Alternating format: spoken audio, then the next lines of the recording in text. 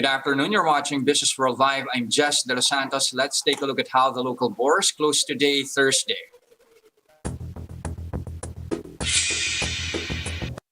Three straight days of gains reversed with 3 straight days of losses. The losing streak continues here as the index tanked by 0.25%. Now at 6,924. This is offshore investors continue to sell local stocks for a fourth day with sales at 839 million pesos. But one stock in the main index is bucking that sell-off.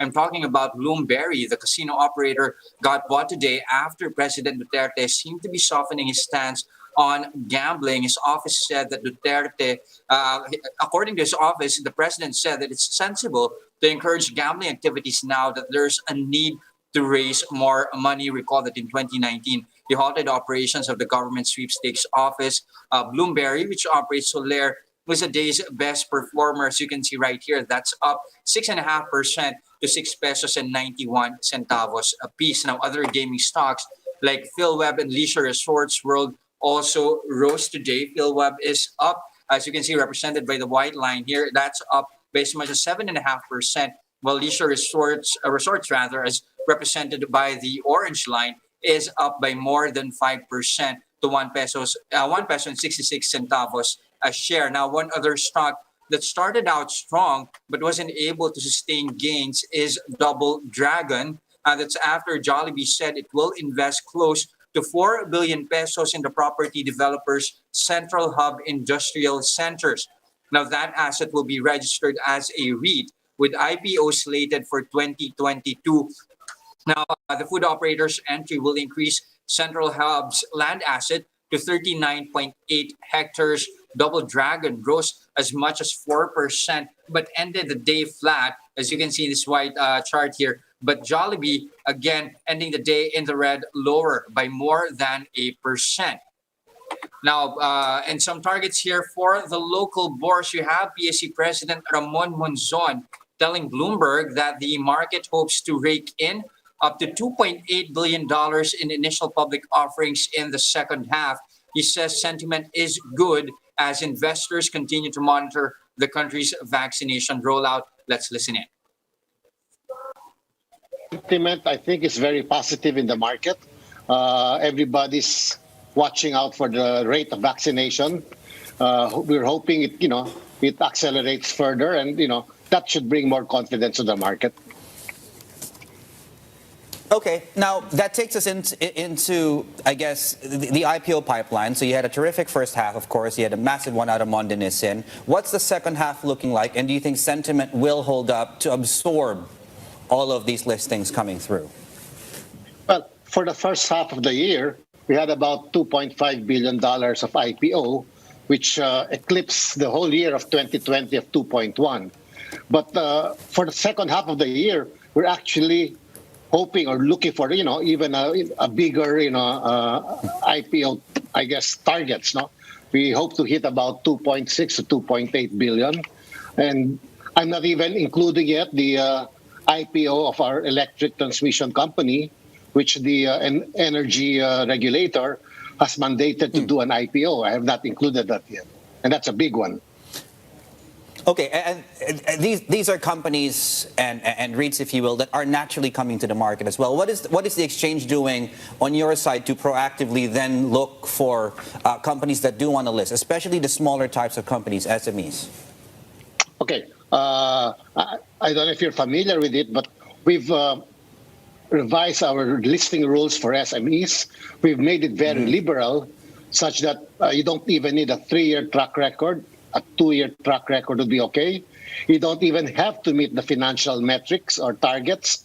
We created a sponsor model, which some of our regional peers also have, so that even an SME without any performance can list in the market as long as there's a sponsor who's willing to endorse them and handhold them for 3 years.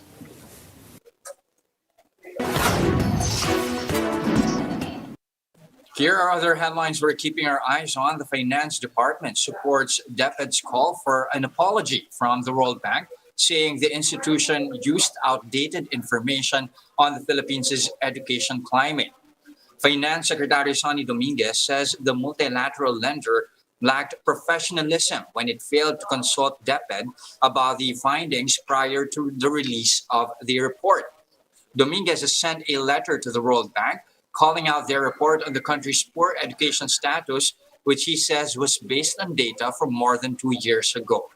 Dominguez says the report should be taken down to avoid further misleading the public. Now, fewer small businesses have reported declines in their sales in June compared to last year. The Trade Department says around half of micro, small, and medium enterprises reported sales decline, down from a high of 90% in July of last year. The DTI is now hoping banks can extend more aid to help MSMEs and that more legislation supporting business recovery could be passed. The department says it still receives increasing new business registrations as restrictions ease in key economic areas. Now, meat imports rose in the first half by 44% year on year. That jump was led by huge increases in buffalo and pork imports. The Bureau of Animal Industry reported that for the period, pork imports rose as much as 175%. The government has been relying on lower tariffs to boost import volumes, particularly of pork, to augment supply after the hog inventory was depleted by ASF. Despite the increase in volumes, the Bureau of Customs estimated the foregone revenue from lower pork import tariffs at 1.3 billion pesos just between April and June.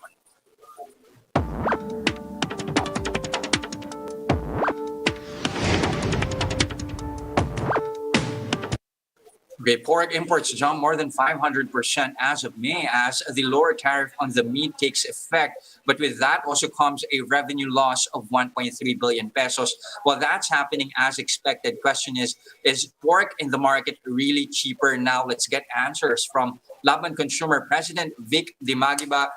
Good afternoon, Attorney Vic Dimagiba. Hi. Hello, can you hear me? Hello. Yes, sir. I can hear you. I can see you now at least. Okay. Thank you very much for joining us today. Good afternoon to Businessworld. Good afternoon. All right, sir. So question is, are EOs 128 and 134 delivering on their promise? Are consumers already seeing lower pork prices as an effect of the lower tariff on imported pork? On imported pork, based on data submitted by the Department of Agriculture in the Tariff Commission hearing last week, frozen pork, the liempo is at 300 pesos per kilo, and the kasim is 260 to 40. However, when you compare those prices with local hog, medyo ang layo ng gap. The prevailing price of local hog liempo is 370. And kasim is at 350. If you recall, in February when price ceiling was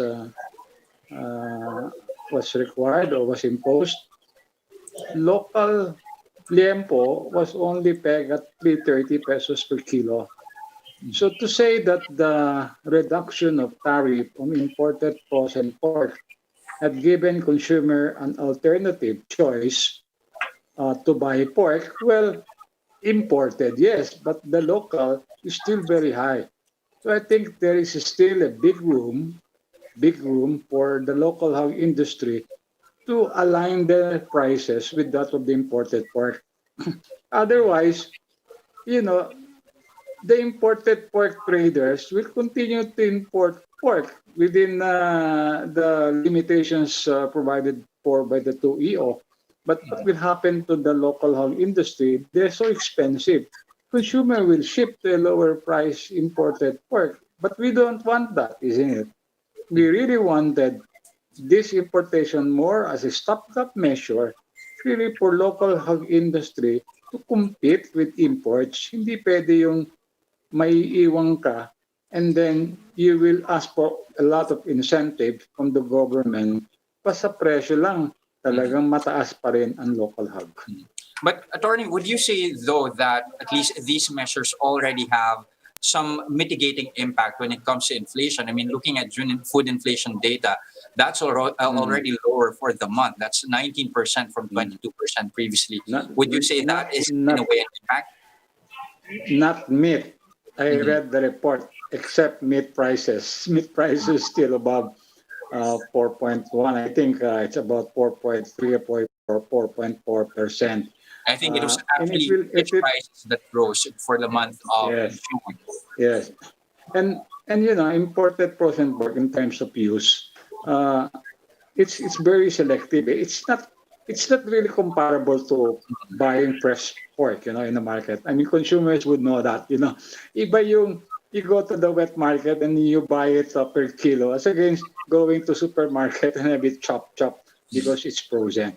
Iba. I mean, when it comes to access, I think iba yung frozen, iba yung local. But this is a challenge to the local hog industry. Be competitive. By competitive, I mean you compete with the supply available. In other words, and you cannot compete if your price remain at 370 pesos per kilo. It's just high. I mean, So, and Attorney, Kasim is at what's the 260. target here? You Yeah. mentioned pork prices at the moment is at 350 to 370. What would then be a reasonable price for local pork? We maintain that an SRP of 270 to 80 for Kasim and 320 for local hog liempo could be a reasonable price for Mhm. the local hog industry. I forgot to mention, even in the tariff commission hearing, the local hog industry said that their farm gate price is 235 pesos. So if you are selling at 370, you're making how much? More than 150 pesos difference. That's a lot. And if your farm gate is only 235, I think you can sell your liempo at say plus 100. You can sell it at 335, and you can be competing with imported pork liempo at 300 pesos. You see the Why point? then do you think are at least retailers selling their pork at least at higher amounts here, like what you mentioned, around 350 to 370, instead of opting for somewhat lower prices at around 330 to 345?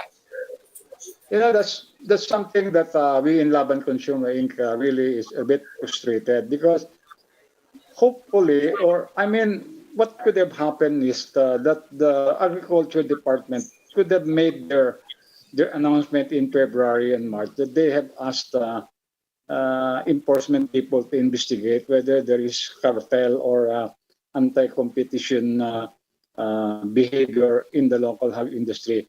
But what happened? A task force was created, composed of economic intelligence people.